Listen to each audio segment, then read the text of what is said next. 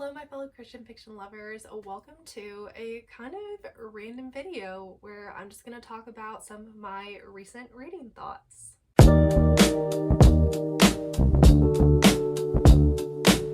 Okay, so in full honesty, I've run a little dry on some video ideas recently and I didn't really know what to film or what to do, so I was like, well, let me just kind of, I didn't do them, well, I filmed a March TBR, but by the time I got around to editing it, it was already like well into March. Like it's March, what? It's March 12th when I'm filming this. So by the time this comes out, it'll be halfway into the month. So I was like, well, let me just kind of do a like mini March TBR of like what I want to read the rest of the month, what I've read so far, just I guess a mid-month update. Yeah, that's what we're gonna do.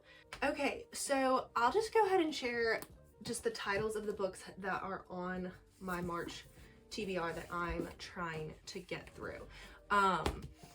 So the first of that is The Two Towers. I had already had this book started at the beginning of March and I just finished it up a couple of days ago. This is the second book in the Lord of the Rings series and I gave this book 5 stars. I am so obsessed with the Lord of the Rings series and I'm just in love with it. I'm taking a very quick like week and a half long break from it just because I'm about to do a bit of traveling.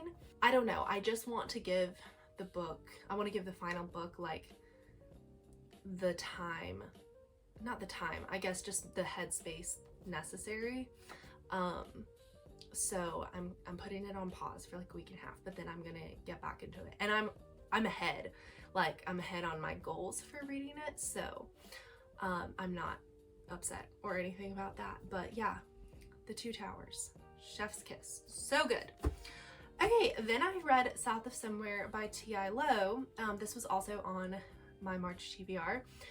This is a new release. It released on the 10th and just when I pre-order from Baker Bookhouse, they often send it to me a couple of days early, but I think I got South of Somewhere like on March 1st, so it came 10 days early, and I didn't even realize that, but I actually ended up finishing it up the day it came out officially, and I am obsessed with this book too. It was a 5-star read, unexpected 5-star read. I'd totally forgotten what the book was about, but I love T.I. Lowe. She is a definite favorite author for me. This particular new book of hers follows Juniper Wilder, who everybody calls Junie, and we open on her moving out of an alcoholic rehab facility back to Sullivan Island, where she has inherited her deceased grandmother's house. And she moves in and she starts getting her life back on track so she can regain custody of her daughter Fern, because she had lost custody I think like 8 months prior when she had gotten in a car accident for drunk driving. That took a lot to get out. Like that description alone would not normally get me. I don't really dive into a lot of stuff that deals with addictions. I don't know why. It's just there's nothing against it. It's just not something that I'm like, I really want to read about a character that deals with that. But Junie just, it took me a little while to get to know her. I honestly might do a whole review on this book because I have so many thoughts, and it was just spectacular and helped me understand kind of the plight that recovering alcoholics go through. The thing I admire the most about this book is that it does not treat recovery as just a continuous like uphill, or not uphill, but just a steady incline of like we're doing better and better and better. It really shows that like we're doing better and then we have a really hard day or week, and then we're doing better and then we have another pitfall. And I mean, that's just something with all mental health.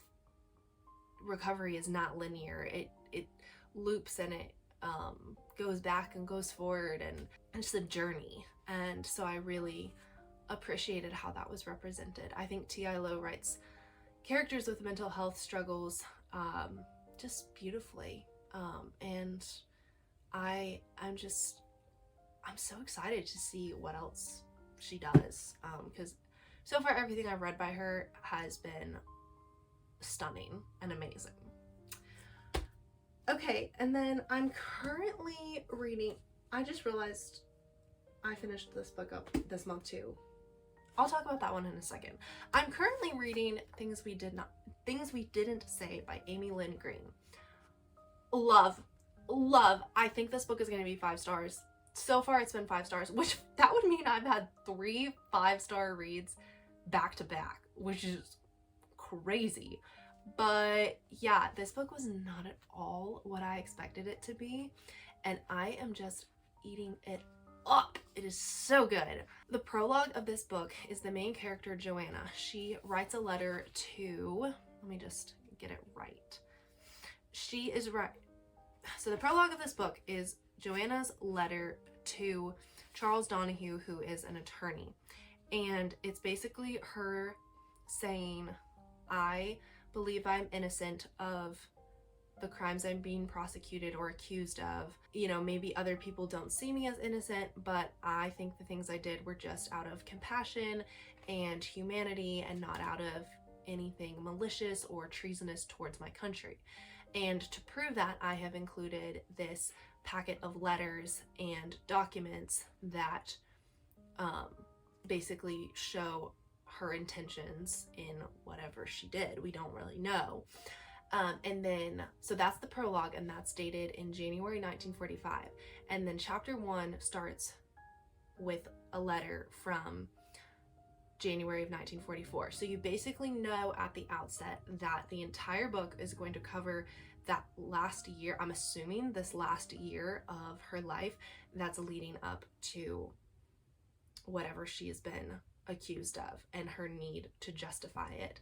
And so the whole book is that packet of documents that she sent to the attorney. So it's letters and newspaper clippings, personal notes, and there's no recorded dialogue. It's all letters and written things. And I just think that is fascinating. I have not read a book like that in ages. And at first I was a little wary of it because I'm like, oh, I don't know if I'm really going to get to know Joanna all that well as a main character. But I do feel like I know her. I know her from her letters so far. But I'm about halfway through it. And I'm probably going to finish it up in the next day or two because it's so easy to read because each letter is only like a page or two. I mean, there are chapters, but like I don't even really care about the chapter divisions, to be honest. So yeah. Anyway, getting through that one and enjoying it. Okay, I finished up this book a little bit ago, in March, but probably over a week ago. And that is Of Love and Treason by Jamie Ogle. This book came highly recommended by a number of other Christian booktubers on YouTube. I didn't love it. I gave it 3 stars. It just did not tickle my fancy in the way I thought it was going to. And that is all right. Some books do that. It is basically a fictional telling of Saint Valentine, who there was a law passed in ancient Rome that forbid people from getting married so that they could be conscripted into military service and like give their all for Rome and not get married. But Saint Valentine, well, he's not a saint in the book. Valentine, he continued to marry people and like make legal marriage contracts for them. Yeah, so it's all about him. And then the other main character is Heiress, who is a blind woman. She's 27, 23. She's in her 20s. She is a blind woman. She's been blind for 7 years, and she bumps into Valentine in a street market one day, and he says that he's gonna pray for her. And she's like, okay, whatever. But they keep running into each other, and she keeps having strange instances where she'll regain her sight for a couple seconds. And so she like seeks him out and demands to know more, and that friendship goes from there. I don't want to, it takes a little while to get going, which is one of my complaints with the book, is that I just don't feel like the plot got going very quickly.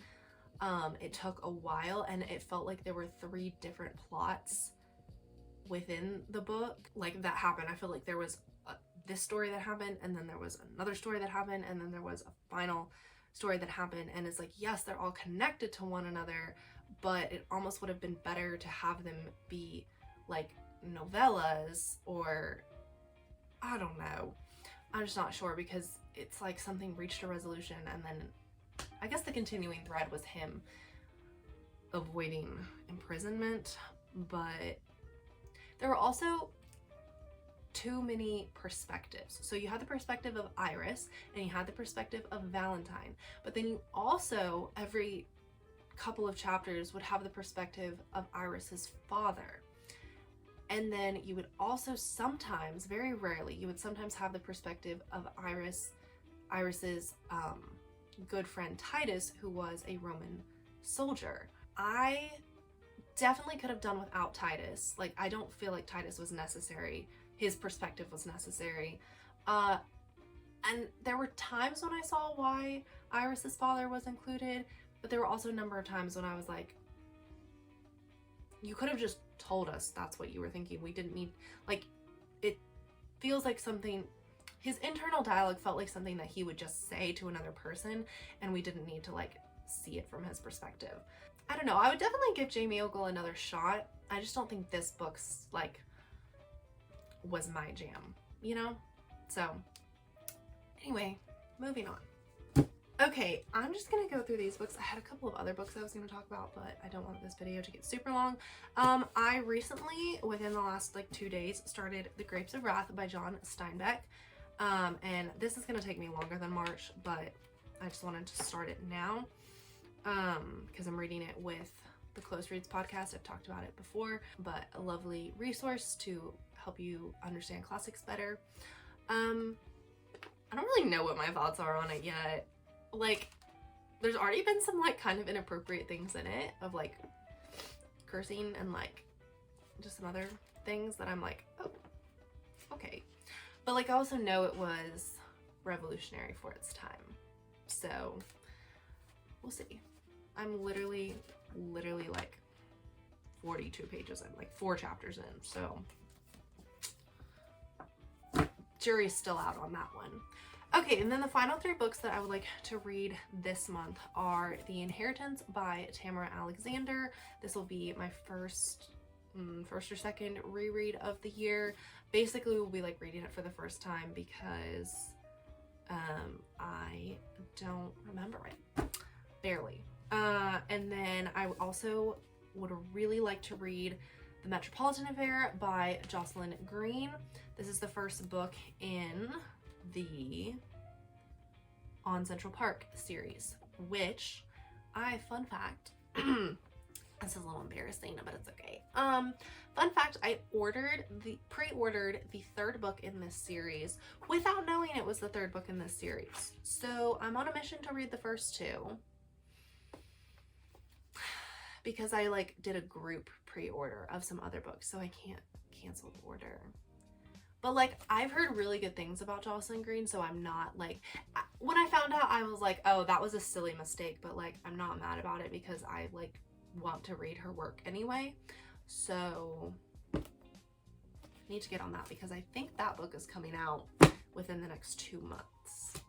And then this is a carryover from my February TBR, The Lost Heiress by Roseanna M. White. I don't know why, like, I want to read this book, but I just kind of like, I keep staring at it and I'm like, I don't really want to read it right now. Like, so I might, if I don't get to this one, I'm not going to be like too disappointed, but I don't know why. Like, I love Roseanna M. White, so I don't know why I keep looking at it and thinking like, it's not going to be that good. I don't want to read it. Like, does that happen to anyone else where you want to read a book but you just can't seem to like get in the right mood to read it? I don't know. My brain does weird things. Anyway, those are some of my recent and current reads as well as my upcoming reads. Let me know your thoughts on any of them if you've read them, and I'd love any thoughts. Just, yeah, any thoughts, recommendations, whatnot. Thank you so much for watching this video. If you liked it, don't forget to give it a like, and if you want to see more content like this, go ahead and subscribe, and I will see you in a video very soon. Bye!